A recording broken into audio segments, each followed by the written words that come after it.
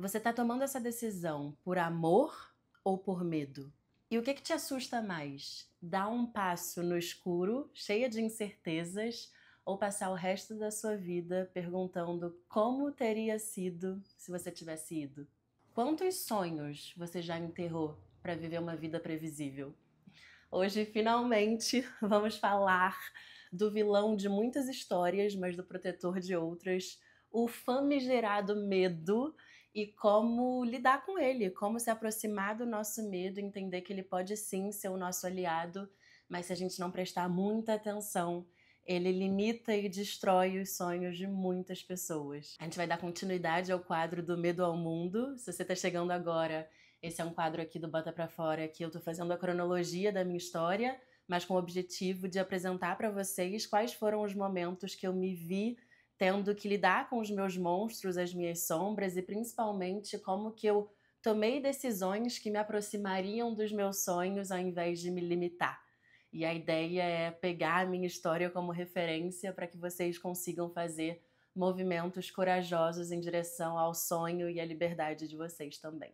Então, se você não viu os outros episódios, corre lá, já tem alguns do Medo ao Mundo. E hoje a gente segue num que, pra mim, é um dos episódios mais importantes, que fala justamente desse vazio, dessa transição entre saber que você não se encaixa mais na vida que você tá levando, mas ao mesmo tempo ter pouca clareza da vida que você quer. E o que a gente faz com esse limbo, com esse abismo que existe aqui? Agora a gente repetiu o cenário, então continuo na casa da minha mãe, no Rio. Vocês estão vendo que minha voz está ruim, tá difícil. Eu cheguei no Brasil tem uma semana e óbvio que eu fiquei doente. É muito doido, né? Eu tava lembrando que sempre que eu tirava férias e ia viajar, eu sempre voltava doente. E eu sempre viajei sozinha, né? E parte de mim acreditava que essa baixa da imunidade que acontecia quando eu chegava de volta pro Brasil, de volta no Rio, era de um lugar de ter vivido dias muito intensos sem parar.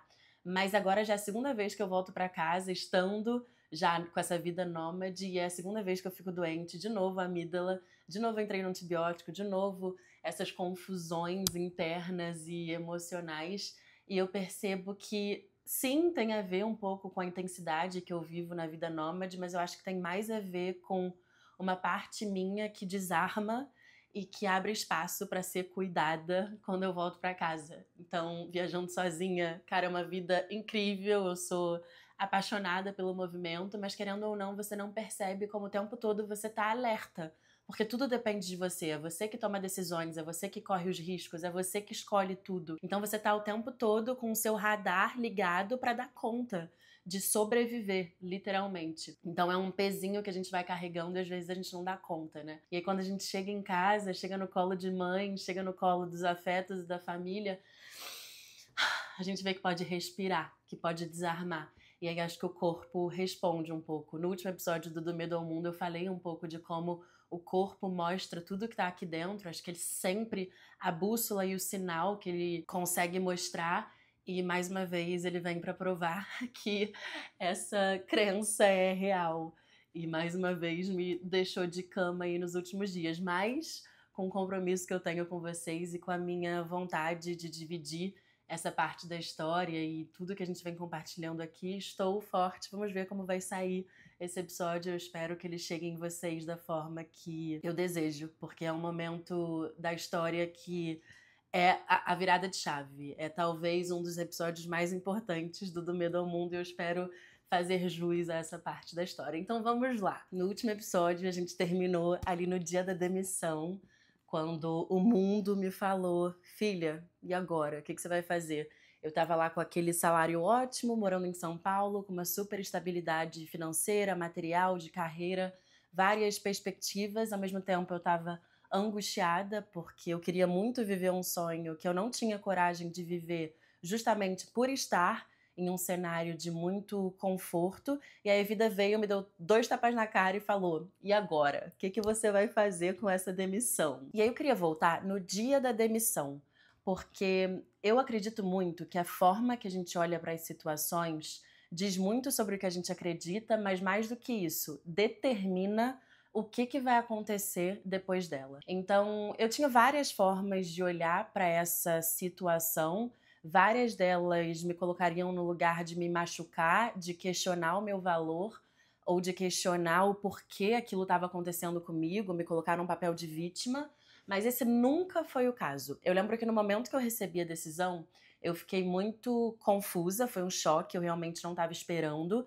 No dia 2 de janeiro, com vários planos para o ano, com várias contas para pagar nos meses seguintes, eu não esperava sair de um patamar onde tudo estava muito previsível e muito organizado para um patamar de, cara, e agora o que vai acontecer? Então, claro que para mim foi um choque, mas em momento algum eu duvidei de que aquilo estava acontecendo pro meu bem. Então eu lembro de, ao mesmo tempo que eu chorava na câmera com a minha gestora, eu meio que olhava para o céu assim e dava uma piscadinha, sabe? Porque eu entendia que era o empurrãozinho que eu precisava para me aproximar da decisão que eu já estava postergando tomar há muito tempo. E eu acho que o universo ele faz isso, né? Ele vai te dando auxílio, ele vai te ajudando, ele vai te aproximando de determinadas situações e você escolhe como que você vai fazer aquilo. Acho que o livre-arbítrio ele entra nesse lugar. Eu tô te dando a pista. O que que você vai fazer? Você vai ter coragem o suficiente de usar essas pistas para te aproximar do que você deseja ou você vai se acovardar? Além de ter entendido como um presente, e aí eu volto a reforçar o que eu falei no último episódio, que eu entendo que isso é uma posição de privilégio de quem tinha se organizado financeiramente para isso, eu também, em momento algum, por ter sido demitida, embora tivesse sido a primeira vez que isso aconteceu na minha vida, eu não questionei o meu valor. Eu não me diminuí. Eu não questionei por que aquilo estava acontecendo comigo, ou se eu não era boa o suficiente, ou onde eu tinha errado para que decidissem me demitir. Eu nunca me diminuí porque aquilo tinha acontecido comigo. E eu acho que a forma que eu olhei para a demissão determinou muito dos meus próximos passos. Eu às vezes brinco falando que ter sido demitida mudou minha vida, mas eu acho que é menos sobre ter sido demitida e mais sobre o que eu fiz com aquela demissão. E eu acho que isso vale para tudo, tudo, tudo, tudo na vida. Tanto as coisas boas e positivas que acontecem, quanto as coisas difíceis e desafiadoras que a gente precisa encarar. Quando a gente opta por olhar com lente de gentileza e de otimismo, tudo que vai acontecer depois disso muda. Tem uma história que eu adoro, que eu queria compartilhar com vocês, que eu acho que ilustra bem isso, que é, pensa que você tem um ônibus para pegar e esse ônibus vai sair em breve. O que você tem que fazer? Uma parte sua tem que acreditar que é possível pegar aquele ônibus, tem que mentalizar, orar para que aquilo se materialize, para que você consiga pegar o ônibus, e tem uma outra parte sua que tem que correr, que tem que agir, que tem que na prática mostrar o quanto que você realmente quer pegar aquele ônibus. Se você deixa de fazer alguma dessas duas coisas, o jogo muda. Vou explicar. Pensa que você correu e rezou, mas quando você chegou lá, o ônibus já tinha ido embora. Cara, não era o seu ônibus, não era para você. Agora pensa que você deixou de correr ou deixou de torcer, deixou de orar e chegou lá, o ônibus partiu antes de você. Você vai ficar se questionando: o que eu deixei de fazer, o que eu podia ter feito para pegar esse ônibus? Poderia ter sido meu, poderia ser o meu ônibus e mesmo assim eu deixei ele ir, porque eu não fiz a minha parte. Agora, quando o ônibus vai embora, mesmo você tendo feito o seu papel, aquilo é uma rejeição que é uma proteção. Tem uma frase que diz: "Rejection is God's protection." A rejeição é uma proteção de Deus, é uma proteção divina. E nesse momento foi assim que eu me senti. Eu tinha sido demitida, mas eu fiz o que eu podia fazer, eu agi em direção a entregar um bom trabalho, eu acreditava no que eu estava fazendo e ao mesmo tempo eu olhava com otimismo para as minhas perspectivas naquela empresa. Mas mesmo assim, não era um ônibus para mim. E dado que eu fiz essas duas coisas, eu entendo que, cara, aquele não era o meu ônibus, não era a minha descida, não era a minha parada. Foi uma rejeição, porque de alguma forma eu fui rejeitada, não me queriam mais na empresa, mas foi também uma proteção para me aproximar do lugar que eu queria estar. E eu acho que esse olhar muda tudo. Mas óbvio, você precisa fazer a sua parte, não precisa só pensar de uma forma otimista, pedir: Deus, pelo amor de Deus, me entregue o que eu quero, se você não age, se você não pratica. Da mesma forma que para mim não adianta só fazer se você não tem a sua cabeça, a sua mentalidade, a sua vibração no lugar certo. Mas quando você faz essas duas coisas e você olha para dentro de você, sabendo que elas foram feitas, de novo, você não consegue mentir para você, não tem jeito. Mesmo que aconteça uma rejeição, você vai saber que você estava sendo protegida. Esse mindset, essa mentalidade que eu trouxe pra esse momento da minha vida. Gente, minha voz tá muito ruim, né? Eu espero que vocês consigam entender esse momento. E aí a gente chega naquele momento. E aí, beleza, o que que você vai fazer, Manuela? E aqui eu acho que tem um momento de transição que é muito importante, que é reconhecer um fim, mesmo sem saber ainda qual é o novo começo. E se sentir confortável nessa transição, de novo, nesse limbo, nesse abismo. Porque eu acho que só de você ter clareza que você não quer estar em algum lugar, em alguma situação, isso já é motor o suficiente para te direcionar para onde você precisa estar. Às vezes a gente subestima muito o poder de reconhecer o que eu não quero. Mas, cara, se vocês soubessem o quão valioso é saber o que não tem a ver com a gente, vocês se sentiriam talvez menos angustiadas de estarem no lugar que estão. Eu sei que às vezes a gente pede muita clareza, muita agilidade, muita rapidez, mas é preciso atravessar. Não tem como você chegar do outro lado se você não encarar esse vazio e não encarar esse medo, mesmo sabendo que o lugar que você quer chegar ainda não é tão nítido, sabe? Só de ter a consciência de que você não quer continuar no mesmo lugar, isso para os corajosos já é combustível o suficiente para te fazer caminhar. Eu lembro quando eu estava no Nepal, que para começar a trilha do Annapurna, que é uma das montanhas mais perigosas do mundo, que eu fiz sozinha quando eu estava lá, para começar, assim, você começava a subir, você tinha que atravessar uma ponte suspensa de, cara, uns 300 metros, era bem longa e era muito alta, muito, muito alta. Embaixo era um rio. Cara, imagina você olhar para baixo e ver um abismo de, nem sei, cara, talvez uns 1.000 metros de altura, era muito alta. E ter que atravessar essa ponte suspensa era o único caminho que existia para começar aquela trilha. E eu tenho medo de altura, né? Na verdade, eu não tenho medo de altura, eu tenho medo de cair. E eu lembro de atravessar aquela ponte ao mesmo tempo muito feliz, muito animada, mas tipo muito tensa também.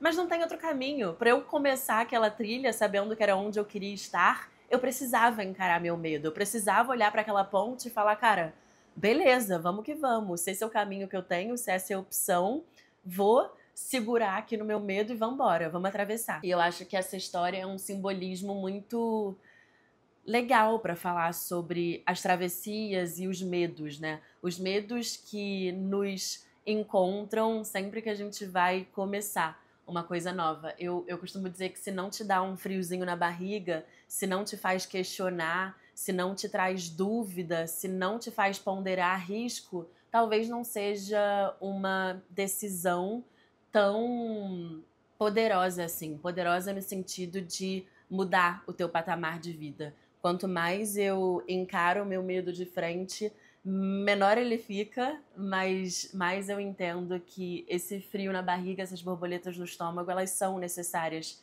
para impulsionar a gente.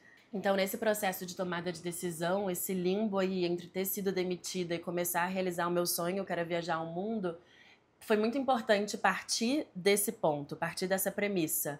Eu ainda não tenho certeza absoluta do que eu quero e do que eu vou fazer com isso, mas eu já sei o que eu não quero. Eu sempre tive esse medo de viver o que todo mundo vivia, porque eu já sabia quais eram os resultados. E esses resultados me amedrontavam. Quando eu olhava para a perspectiva da minha vida no mercado corporativo, por ser um script clássico, né, que todo mundo faz, se formar na faculdade, começar a trabalhar numa empresa legal, conhecer uma pessoa maneira, casar, ter filho, continuar nessa empresa, fazer uma grana, enfim, por eu já saber, porque eu olhava para o mundo todo ao meu redor e todo mundo estava reproduzindo aquele script, eu já sabia o que ia acontecer, era tudo muito previsível. E isso me apavorava, talvez mais do que arriscar uma vida autêntica, arriscar uma história que era minha. Eu não queria viver uma vida que eu sobrevivia, sabe? Sobrevivia pra pagar conta, sobrevivia pra chegar ao fim de semana, sobrevivia pra ter 30 dias de férias no ano, sobrevivia pra, cara, estar ali num padrão esperado pra encontrar uma pessoa legal. Eu definitivamente não queria que esse fosse o script da minha vida. E encarar o que eu não queria foi extremamente importante para me trazer um pouco mais de clareza do que eu deveria fazer e do que eu queria encontrar. Só que aí nesse momento é óbvio que eu encarei muitos dos meus medos e dos meus fantasmas. E hoje eu consigo enxergar esses medos de uma forma muito mais organizada. Então eu entendo que nesse momento de tomada de decisões importantes para nossa vida, existem medos que são práticos, que são medos mais tangíveis e que são mais fáceis de serem amenizados, e existem medos que são mais emocionais, mais subjetivos. E aí, nesse momento, eu tinha vários medos práticos e eu tinha vários medos subjetivos. Acho que do ponto de vista de medos práticos, cara, como que vai ser viajar sozinha pelo mundo? E a minha segurança? Quais são os riscos que eu corro? E o dinheiro? E se eu queimar todas as minhas reservas pra, cara, bancar um sonho que eu nem sei se vai dar certo? E se eu passar por um país que é extremamente perigoso, como que eu vou atravessar todas as fronteiras sozinhas? Como que é esse negócio de voluntariado? E se alguém me assediar? Então eu tinha muitos medos que eram medos práticos mesmo, medos mais concretos. E esses medos, eu acho que eles são um pouco mais fáceis de serem amenizados, porque nada mais é do que uma falta de informação. Então, em alguns dias de pesquisa e de preparo, facilmente esses medos eles vão se reduzindo. Então, por exemplo, eu falei da montanha do Annapurna que eu fiz no Nepal. Eu tava morrendo de medo. Eu nunca tinha visto ninguém que fez aquela subida sozinha, sem guia, então eu tava apavorada. Uma das coisas que facilitou a minha tomada de decisão e falar, não, eu vou mesmo assim, foi pesquisar muito. Eu pesquisei quais eram as rotas, eu pesquisei tudo que eu tinha que levar na mochila, eu pesquisei como que eram as vilas que eu pararia, eu pesquisei quanto de dinheiro eu precisava, eu pesquisei se aceitava cartão ou não, eu pesquisei a questão das licenças para entrar nos parques, eu pesquisei, cara, tudo que vocês possam imaginar eu pesquisei e eu me muni de informações para que eu sentisse que eu estava mais tranquila. Eu acho que esses medos, eles reduzem à medida que a gente vai pesquisando, mas só com a experiência a gente consegue, de fato, se sentir tranquila, respirar. Vou dar outro exemplo. Avião. Eu morro de medo de avião. Gente, eu detesto andar de avião.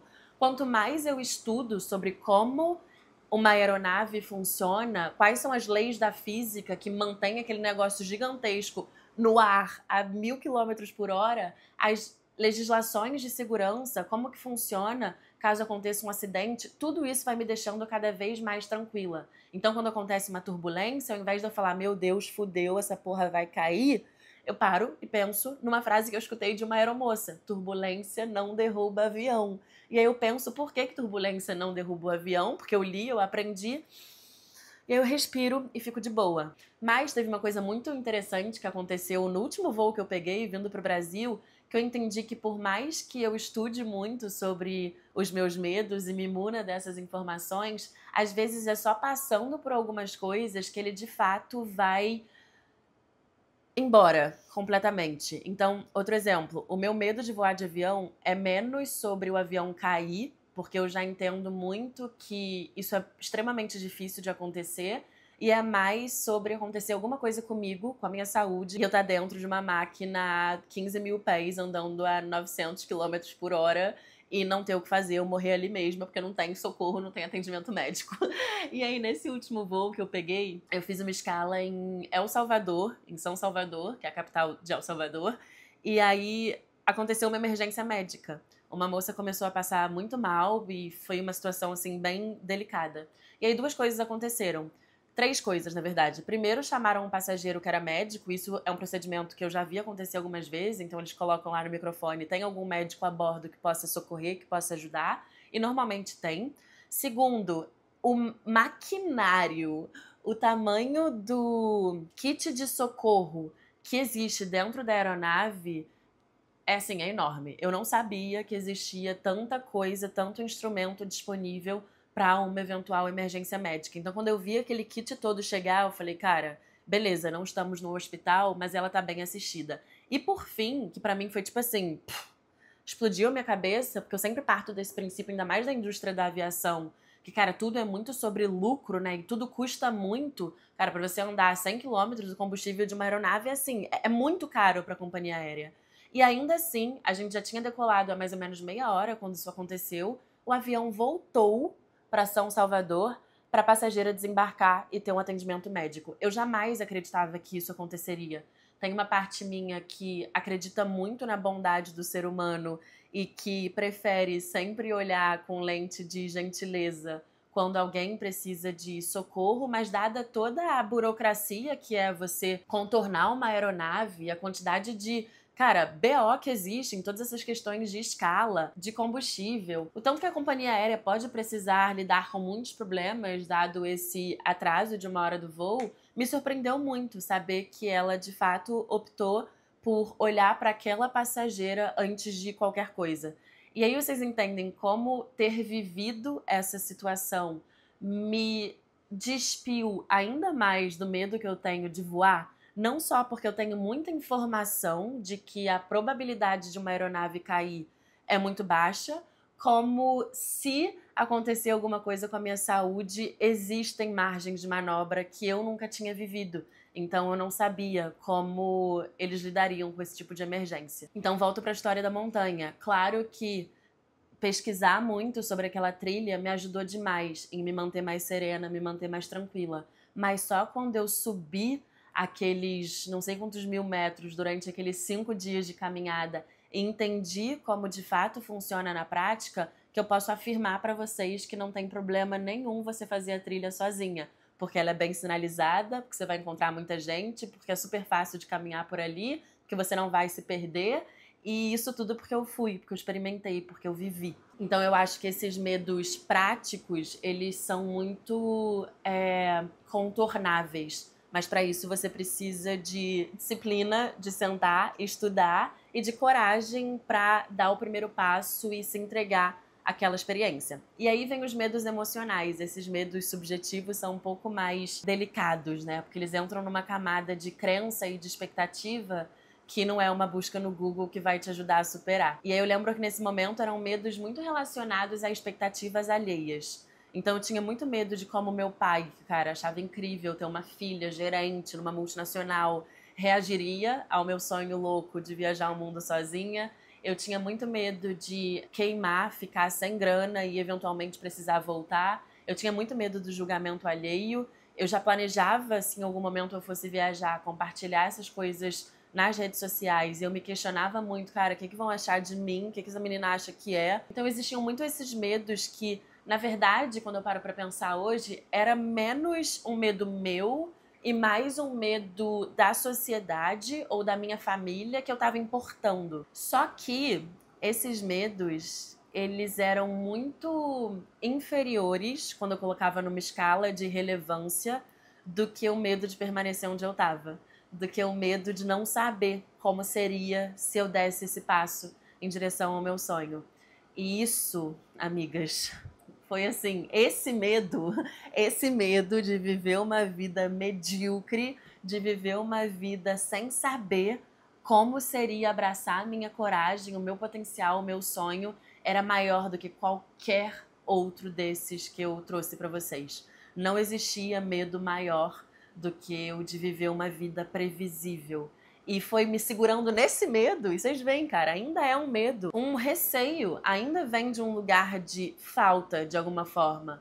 Mas eu me segurei nesse ponto pra encarar de uma vez por todas aquela nova vida. E aí eu lembro que nesse momento eu namorava, né? E eu namorava um cara muito legal, que é hoje em dia um dos meus melhores amigos, e era um relacionamento, assim, muito estável, muito maneiro. A gente tinha uma vida incrível juntos. Óbvio que eu colocava ele na equação, né? Pra tomar essa decisão de viver a minha história. E aí eu me coloquei num exercício mental que eu faço pra tudo na minha vida hoje. E é assim um tesouro que eu queria passar pra vocês. Sempre que a gente tá numa situação que a gente não quer mais estar, existe alguma coisa nesse lugar que a gente gosta. Existe alguma ou algumas coisas que são positivas. E às vezes é até por apego a essas coisas que a gente não consegue se movimentar. Então sim, vão existir pontos fortes, mesmo em lugares que a gente não se enxerga mais, como existia na minha vida. Eu tinha uma estrutura financeira incrível, eu tinha um currículo legal que mandar aqui para 3, 4 empresas no LinkedIn, eu sabia que eu ia ser empregada rapidamente. Eu tinha meu carro, eu tinha meu apartamento, eu tinha meu namorado, eu tinha várias coisas na minha rotina que eram muito legais e que eu precisaria abrir mão para ir de encontro com uma vida diferente daquela. Não tem jeito. Quando você decide se movimentar, você tá também, de alguma forma, sacrificando coisas boas do lugar que você tá. E aí, tem uma pergunta que eu me faço sempre que eu preciso decidir alguma coisa, da menor que seja a maior que seja, que é: eu tô disposta a conviver com o luto de partes da minha vida que são boas estando aqui? Ou seja, eu sou capaz, eu tô disposta de abrir mão das coisas legais que existem na minha vida nesse momento? Sim ou não? Segunda pergunta: eu sou capaz de conviver com uma versão minha que não saberia como teria sido se eu fosse?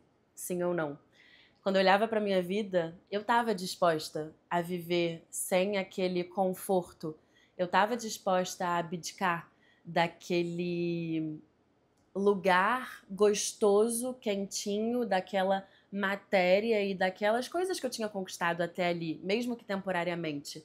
Mas eu não estava disposta a sacrificar ou a não saber ou a conviver com o e se de uma versão minha que nunca tinha ido. Então, quando eu olho para essas questões e entendo que eu tô disposta ao luto de não ter mais essa parte boa aqui, mas eu não tô disposta à incerteza do e se. Eu tô disposta a encarar, acho que no final das contas é isso, eu tô disposta a encarar para ver qual é, para peitar, para entender. Eu não quero conviver com o que seria de mim se eu tivesse tomado essa decisão, o que seria de mim se eu tivesse ido. Por isso eu vou.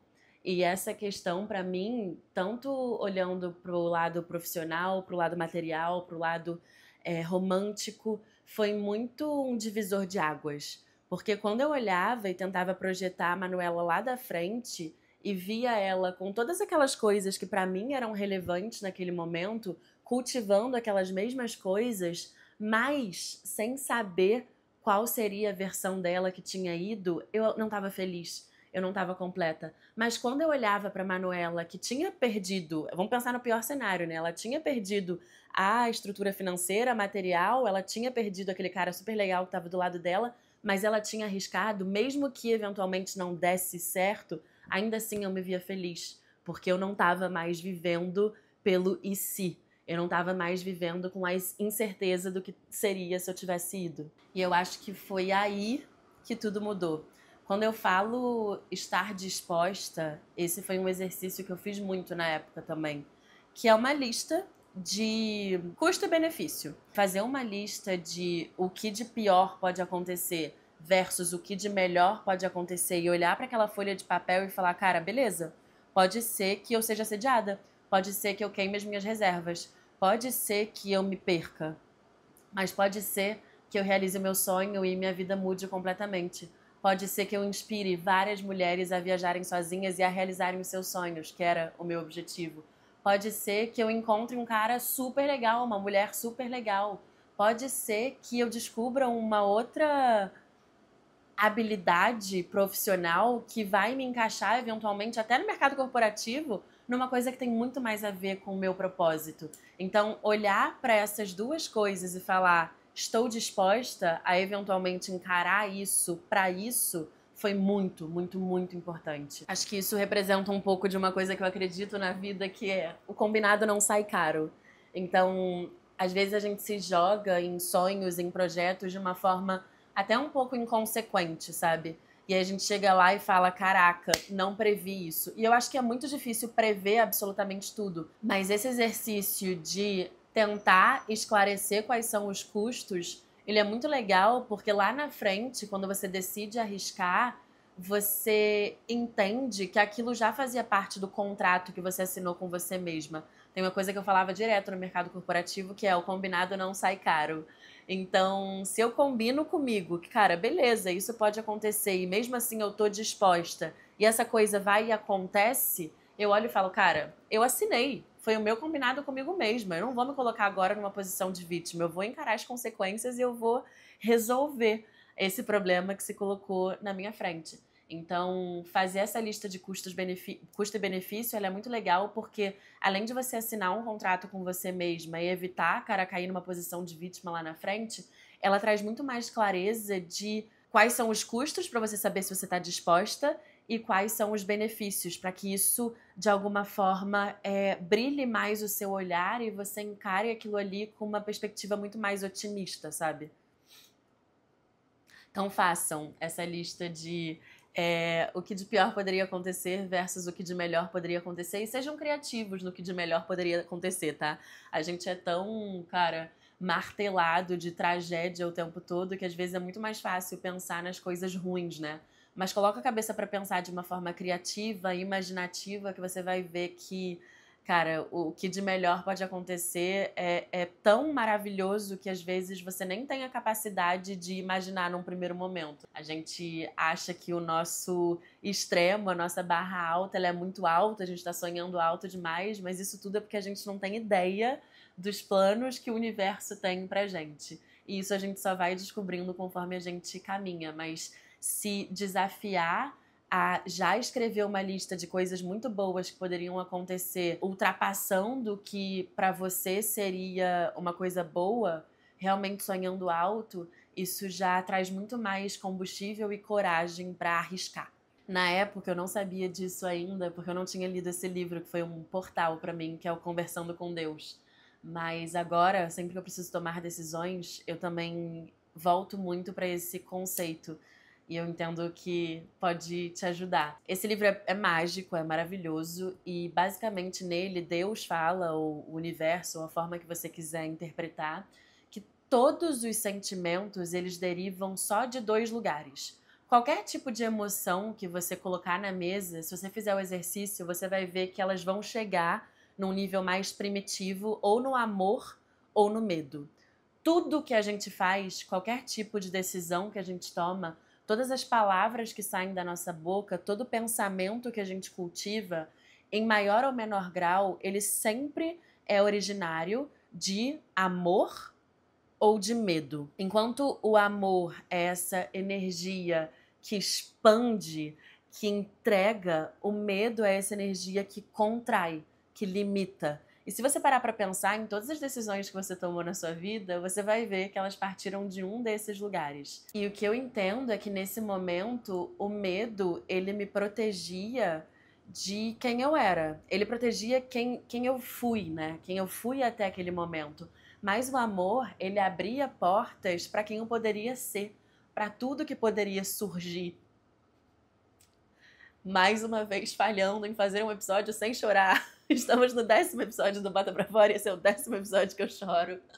Ai, mas tudo bem. Acho que o amor, ele é essa força que abre todos os caminhos de quem a gente pode se tornar. E quando a gente olha para as nossas decisões com uma ótica de amor, a gente percebe que elas não são tão difíceis de serem tomadas assim. Acho que a gente cai muito num filtro social, num filtro de crenças limitantes, num filtro do que é possível e do que não é, sendo que isso é tudo fruto da nossa imaginação. Mas quando a gente volta para o que a gente gostaria de fazer genuinamente, para além de todos esses filtros do que esperam da gente, do que é possível ou não, a gente vê que é um pouco mais simples do que a gente pensa escutar a nossa intuição. É porque tem tanta coisa distraindo a gente, embaçando esse óculos, que às vezes realmente é difícil a gente olhar para o nosso coração e escutar ele. Mas fazer esse exercício de trazer a nossa mente racional para perto daquilo que pulsa o nosso peito, do que tem essa energia do amor, é essencial para tomar decisões mais conectadas com quem a gente é. Então, se você está nesse limbo, nesse abismo de tomar decisões, se pergunta da onde a decisão que você está tomando agora está vindo. É de um lugar de medo ou é de um lugar de amor? E se for de um lugar de medo, crie consciência disso. Da mesma forma que saber que você não quer mais estar no lugar que você está, ainda sem ter muita clareza de para onde você ir, já é um passo muito importante. Criar consciência do porquê você está tomando as suas decisões, se vem de um lugar de medo ou de amor, é fundamental para que você saiba. Às vezes você ainda não vai ter a potência, a coragem para optar pelo lugar do amor, pelo que te expande. Mas pelo menos você vai tomar uma decisão pelo medo consciente. Você vai saber qual é o tipo de energia que está te impulsionando para o lugar que você está indo. E eu acho que quando a gente cria essa consciência, essa clareza, fica muito mais difícil se manter nesse lugar desconectado. Mesmo que temporariamente, você pode continuar andando nessa direção do medo, mas você vai saber o que está te mantendo ali. E isso naturalmente vai, no tempo que você precisa, no tempo que você está disposta, vai te trazendo para decisões mais ligadas ao amor. Acho que é muito importante a gente ser gentil com a gente mesma também e saber qual é o momento de tomar cada uma das decisões, mas cuidado para não cair na autossabotagem, que a gente falou no último episódio também. Será que realmente você não está pronta? Será que realmente você ainda não sente que é o momento? Ou será que é só a sua covardia de optar pelo amor? Então, para mim, nesse momento, o risco estava muito mais em ficar do que em ir. Porque, embora indo eu tivesse muito mais incerteza, o desconhecido fosse muito mais presente. Se eu decidisse ficar, eu entendia que eu estava me conformando com uma existência previsível, que eu estava me conformando com uma existência que eu não sabia o que poderia acontecer se eu tivesse segurado na mão do amor e ido. E isso para mim me apavorava mais do que qualquer coisa. Então acho que foi realmente o maior aprendizado desse processo de decisão. Mas claro que ainda existia muita incerteza. Eu fui entender mais lá pra frente, provavelmente a gente vai falar no próximo episódio, que é impossível a gente se despir de todas essas incertezas. Faz parte desse movimento de dar o primeiro passo. Mas cada passo que você dá, o universo e a vida vai te dando o chão. Mas ainda tinham coisas que para mim eram muito importantes de serem sanadas antes de eu dar o passo. Então eu ficava martelando muito na minha cabeça essa coisa do e se der errado, né? E se tudo der errado? E aí eu pensava, cara, e se eu precisar voltar pro Brasil e eu não tiver mais dinheiro na conta? Aí eu pensava, beleza, eu vou atualizar meu currículo, eu vou enviar para as empresas, eu vou voltar a trabalhar e em 3, 4 meses eu me reergo e volto de onde eu parei. Cara, beleza. E se eu tiver um limbo de 1 ano sem trabalhar no meu currículo? Como que as empresas vão olhar para isso? Cara, as pessoas falam, você tá largando tudo para viajar o mundo. As pessoas não entendem que, cara, viajar é um investimento. Não tem nada que tenha me ensinado mais do que viajar sozinha. Se eu consigo vender e argumentar isso para qualquer empresa de uma forma inteligente, cara, eu te prometo que esse 1 ano, 2 anos que seja de um buraco no currículo, ele é muito vendável, assim, vendável no sentido de vender as habilidades que foram adquiridas nesse período. Cara, você está em contato com cultura, você está em contato com perspectivas de mundo diferentes, você aperfeiçoa uma segunda língua. Você, cara, viajando sozinha, você adquire habilidades de tomada de decisão, negociação, oratória, organização. Cara, são coisas que a viagem entrega que as pessoas não veem no primeiro momento. Mas, cara, viajar não é um gasto. Não é, cara, você tá abrindo mão da sua carreira para viajar o mundo. Cara, eu tô investindo em mim. Eu tô investindo no meu sonho e isso pode ser enxergado também como investir na minha carreira, se for preciso. Cara, beleza, dinheiro, acabou aqui, R$ 0 na conta. Ainda assim teria valido a pena, ainda assim teria valido, porque não se compra experiência. Eu tenho uma relação com o dinheiro hoje em dia muito especial nesse sentido. Quando eu comecei a viajar, gente, eu era assim. Eu contava cada 20 centavos de dólar que eu gastava por dia. E aí, em algum momento, a gente pode até falar mais profundamente sobre isso também, mas quando eu entendi que dinheiro também é energia, também é uma energia de troca, e que não tem nada nessa vida mais precioso do que acumular lembrança e experiência, eu parei de olhar para o dinheiro como...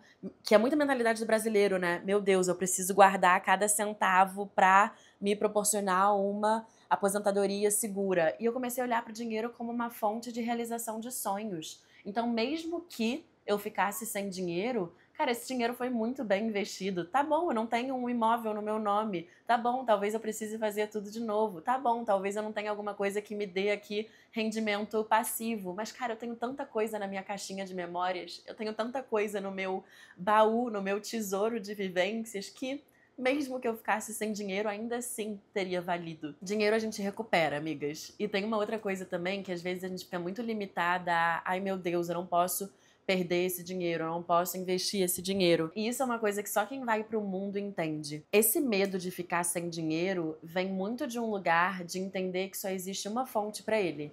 No nosso país, a gente entende que para ter uma conta bancária recheada, você precisa trabalhar como CLT ou você precisa ter uma grana inicial para abrir uma empresa e para empreender. É só o caminho que dão pra gente. Então, se você não tem uma dessas coisas, ferrou, você vai ficar na merda. Quem vai pro mundo entende que tem tantas formas alternativas de fazer dinheiro. Tava brincando com a minha mãe esses dias, falando, cara, se acabar o meu dinheiro, eu faço mais assim, porque eu sei que tem, cara, tanta alternativa. Eu sei que eu posso ser babá, eu sei que eu posso dar aula de inglês, eu sei que eu posso dar aula de yoga, eu sei que eu posso empreender no digital, eu sei que eu posso chamar uma amiga para fazer um projeto, eu sei que eu posso trabalhar como barista no verão em grandes cidades, eu sei que eu posso trabalhar com evento. Eu tenho um leque tão grande de formas de fazer dinheiro que eu entendo que hoje ele é muito mais um caminho do que um fim em si, como a gente foi ensinado a olhar. A gente olha pro dinheiro com essa coisa do, cara, beleza, vou ser CLT e ter o meu contra-cheque no final do mês, que a gente não é ensinado a olhar pra, beleza, o que precisa ser feito pra gente sobreviver. Então, essa minha visão do dinheiro mudou muito também. Eu lembro que no início veio desse lugar de, mesmo que eu fique sem dinheiro, ainda assim eu tô feliz porque eu investi ele no meu sonho. E hoje eu vejo com isso continua sendo verdade e ao mesmo tempo, mesmo que eu fique sem dinheiro, eu sei que eu vou dar um jeito de fazer, de alguma forma ou de outra. E isso foi uma consciência que eu adquiri quando eu fui pro mundo e vi esse leque de possibilidades. Dinheiro a gente recupera, amigas. Isso eu prometo pra vocês. Mas tempo não. Tempo já é um recurso bem mais finito e limitado, né? E ter medo de perder o meu tempo era muito maior do que ter medo de perder o meu dinheiro. E que bom que eu olhei pra essa decisão com uma lente de amor. Então, se vocês pararem pra olhar isso tudo, acho que o medo ele vem muito de um lugar de irracionalidade, de desconhecimento, de ignorância, de alguma forma. O medo ele é simplesmente uma falta de consciência do caminho. É um baú cheio de incertezas que a gente carrega porque a gente não deu o primeiro passo, porque a gente não foi. E se você parar para pensar de uma forma cronológica, o medo ele tá sempre no futuro. Ele tá sempre ou pegando experiências do passado e martelando elas na nossa cabeça, como se fossem traumas passíveis de serem repetidos, ou ela tá num desconhecimento do que pode acontecer, numa mania de pensar no pior que poderia acontecer. Então ele tá sempre lá ou aqui, ele nunca tá no presente. Se a gente aprende a viver a vida um dia após o outro, isso foi uma coisa que eu trouxe muito da Índia, viver realmente no presente, no agora. O medo ele vai ganhando um potencial destrutivo muito menor. Ele vai perdendo a força que tem de controlar as nossas decisões e a nossa vida. Tem algumas coisas que só viver ensina. E não tem jeito. Eu acho que eu posso. Tudo isso que eu tô falando aqui é pra de alguma forma munir vocês das minhas histórias e do meu processo de tomada de decisão, para que de alguma forma vocês possam replicar na vida de vocês. Mas não tem nada que eu possa dizer aqui nesse episódio, ou mesmo que a gente vivesse juntas na mesma casa e conversasse 24 horas por dia, nada supera ou nada te prepararia para o que acontece depois do medo. Clarice, maravilhosa, diz, né? Depois do medo vem o mundo. E é isso, depois que a gente decide viver apesar do medo, sabendo que ele vai sempre existir e o medo, em alguma medida, ele é benéfico, ele tá aqui para proteger a gente. Mas esse medo, ele não pode ocupar um lugar de motorista do nosso carro, sabe? De direcionador da nossa existência. Senão a gente tá fadada a viver uma existência limitada e triste de alguma forma, a deixar todo o nosso potencial e os nossos sonhos voarem pela janela. Então, para a maior parte das coisas da nossa vida, só viver ensina. Só colocar a cara no mundo, dar o primeiro passo, colocar o corpo para além da sua zona de conforto e das suas certezas limitantes, vai conseguir te mostrar que tudo que eu tô dizendo aqui é verdade na prática. E tem uma frase que eu amo dizer, que vocês já me ouviram dizendo 1000 vezes em alguns lugares, que é: a vida recompensa os corajosos. Quando a gente aprende a viver para além do medo, é muito bonito tudo que acontece depois. Esses dias a minha irmã me perguntou como que eu consigo ser tão otimista. Acho que eu até contei isso em algum episódio. Mas a minha resposta pra ela foi: eu não tenho motivo pra não ser. Todas as vezes que eu encarei, todas as vezes que eu fui, a vida me mostrou que valia a pena. E veja, isso não quer dizer que foi tudo maravilhoso, que foi tudo confortável, que foi tudo macio. Não foi. Tive muitos desafios, eu passei por muitos momentos de tristeza, de insegurança, de risco, ainda passo. Mas ainda assim, saber que eu tô vivendo a minha verdade, saber que eu tô sendo honesta com a minha história, saber que eu tô vivendo, tomando decisões a partir do amor e não do medo, isso tudo faz com que os problemas sejam muito menos relevantes. Eu poderia estar tendo esses mesmos problemas, vivendo uma vida no corporativo e uma vida que não é minha. Pode ter certeza absoluta que a minha angústia ia ser muito maior. O meu desconforto ia ser muito maior. Porque eu tava vivendo uma história que não fazia sentido. Agora, passar por essas inseguranças e esses medos, sabendo que eu tô vivendo na minha pele, muda tudo. Muda absolutamente tudo e faz com que encarar os medos seja muito mais confortável. Eu queria terminar contando pra vocês uma história que simboliza muito isso. Tem muitos medos que existem só na nossa cabeça. São monstros que a gente vai criando porque a gente não tem coragem de dialogar sobre eles e de falar sobre eles. Quando a gente transforma medos que existem na nossa cabeça em palavra de uma forma muito honesta, é muito mágico, assim, como ele vai diminuindo de tamanho tão rápido. E um dos meus maiores medos era decepcionar o meu pai. Sim, eu sei, questão de terapia.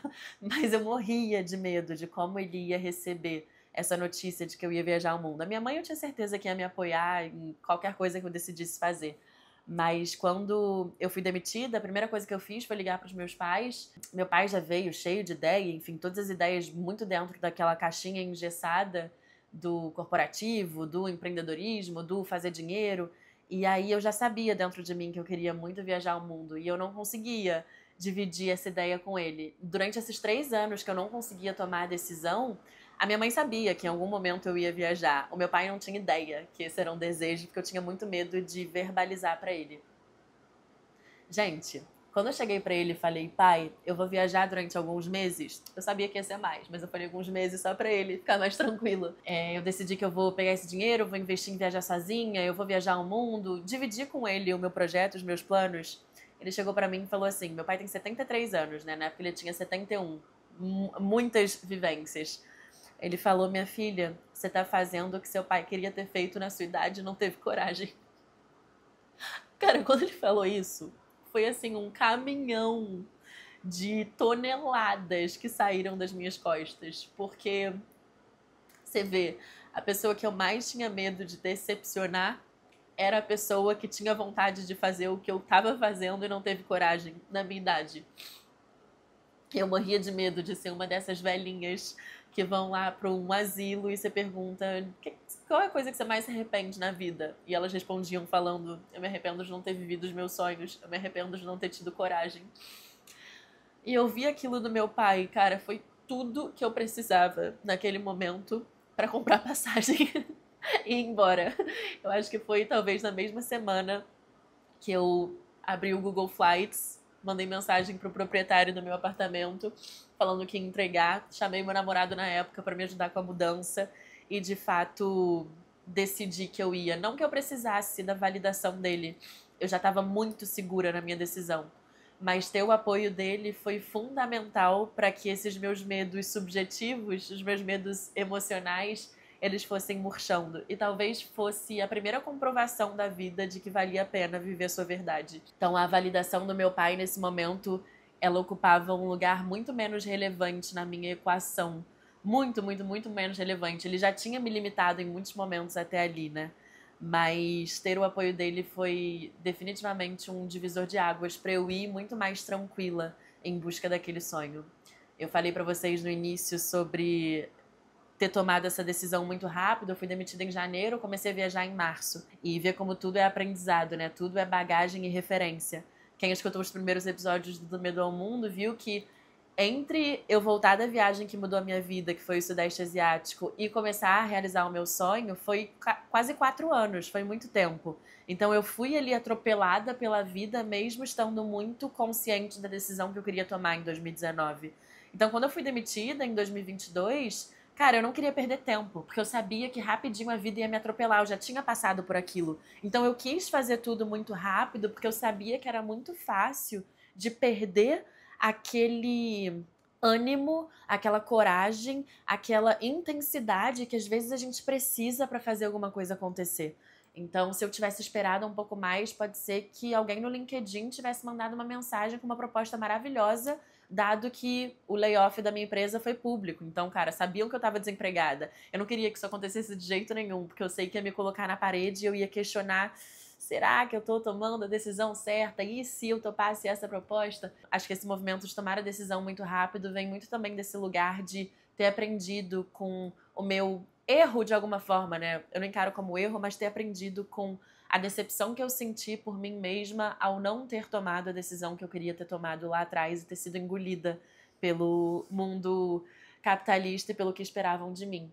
Mas essa história do meu pai foi realmente muito simbólica para começar a me mostrar que valia a pena confiar no meu sonho. E o nosso poema, frase, que a gente sempre termina os episódios do dia, é uma frase do Rumi, que é maravilhoso, que fala um pouco sobre essa coisa de confiar na vida. Ele diz: avance, mesmo que o caminho ainda não exista. Ele se forma quando você caminha. E quanto mais eu vivo tomando decisões baseadas no amor, mais eu percebo quanto essa frase é verdade. Não tem como você saber o que está te esperando do outro lado das suas inseguranças e do seu medo. Não tem como você saber o que vai acontecer depois de uma decisão importante. Mas tem como você confiar. Tem como você olhar com uma lente de otimismo. Tem como você optar pelo amor. E quando você enxerga dessa forma, a vida vai florescendo depois do medo e a vida vai te mostrando que vale a pena caminhar, mesmo com ele, porque o caminho vai se abrindo, o universo vai colocando o chão e quando você percebe, você olha para trás e fala: meu Deus, como eu não tomei essa decisão antes. E você sente um orgulho, um amor por si mesma, que é o motor para todas as outras decisões que você vai tomar. É realmente um lugar de amor próprio muito bonito esse que a gente chega quando a gente resolve optar por viver a nossa verdade. Eu sempre falo para vocês de decisões que vão enchendo o nosso baldinho de amor próprio e essas decisões muito grandes, elas são talvez as que mais coloquem água no nosso balde, que mais nos tornem confiantes em relação à vida e as que mais coloquem barreiras para que a gente só aceite pessoas, situações e circunstâncias que vão de encontro com o amor que a gente sente por nós mesmas. Isso vai aumentando a barra cada vez mais e isso é muito, muito, muito bonito. Bom, eu quis fazer um episódio falando só sobre esses 2 meses entre começar o meu sonho e a demissão, o que me colocou aí frente a frente com todos os meus medos, porque foi um dos momentos mais desafiadores até aqui. Eu espero muito que tenha te ajudado. Se você gostou, comenta aqui no Spotify, comenta lá no inbox, no Instagram, @manuelanajib. Se você gosta do podcast, já classifica aqui com 5 estrelas. Isso me ajuda demais a distribuir para mais pessoas. E eu vou adorar saber como que essas palavras ressoaram no seu coração, quais são as decisões que vocês precisam tomar agora, como que tá todo esse conflito interno e como a gente consegue se ajudar para que cada vez mais a gente veja mais pessoas indo pro lado do amor e não se apegando ao medo. Eu amo vocês. Obrigada pela escuta generosa até aqui e até semana que vem. Tchau!